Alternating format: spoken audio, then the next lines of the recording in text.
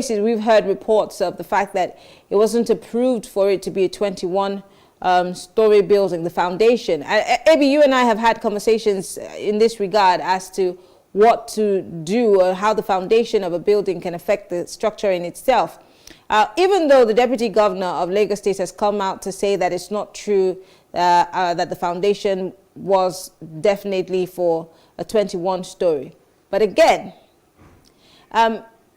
we also hear that there have been, from reports that we've gathered, that there were people who withdrew from that project because they knew things, give approvals before they even are erected. While they're still being built, there are people who continue to look at these things. At what point do you think that they lost it for this to happen? Okay, the thing about, let's start from this. Right now, in the immediate aftermath, it's a geotechnical quality control processes that must be done at each stage. Mm-hmm. We saw that letter where the structural engineer withdrew their structural consultancy. That was a red flag. Mm-hmm. Another red flag is the fact that such a prominent building with the pride of anyone and all of the consultants on the project, ironically, the project signboard had nobody's name, only a few numbers. That was another red flag. So you have to ask to say, where did it go wrong? Many little steps appeared to have gone wrong, and together they culminated in this unfortunate collapse. Abi, we've seen these things happen over and over again in Nigeria. This said person who owns these buildings has, according to what we've heard, has had buildings in other parts of the world. And I'm guessing, I want to believe that if you were to erect a building similar to this in, let's say, South Africa, or in the UK, or in the US, you have to follow the building codes to the letter, or else that project will be shut down. But when you bring it home to Nigeria, we always have the issues of corruption, kickbacks. Is this just about us being corrupt, or is it that the Nigerian system allows for these things to fester? I'm asking because we have heard that this same person has built similar flats in other countries, and they're still standing, I presume.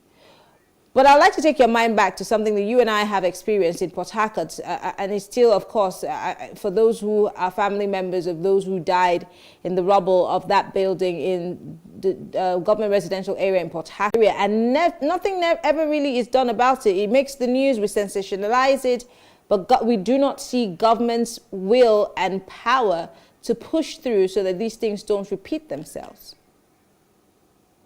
Somebody said the deputy governor, however, says done, according to his own words, there he managed to change floors to a 15-story building.